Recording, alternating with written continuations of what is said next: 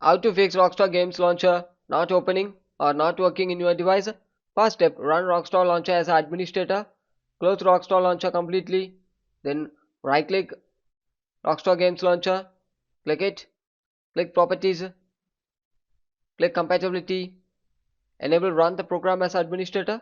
Click Apply and OK. Once complete, after move on with next step. Open Run and type the following text. Services.msc. Type it and click OK. Scroll down and check for Rockstar Games Library Service. Click it. Right click, click Properties. The startup type should be in automatic or manual, it depends on you. But the service data should be in running mode.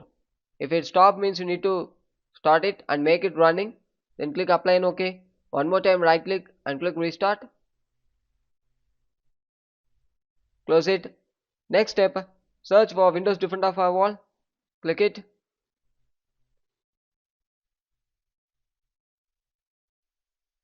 Click allow an app or features through Windows Defender Firewall. Click change settings. Scroll down.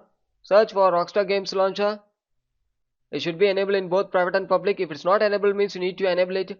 If the Rockstar Games Launcher not having means you need to add it. For adding you need to click allow another app. Click browse and go to C drive. Program files. Rockstar Games Launcher. You get the application, click it and add it. Once adding, after you need to enable both private and public. Click OK in the bottom side. Then move on with next step. Click settings. Click network and internet settings. Click advanced network settings. Click network reset and click reset now. Thank you.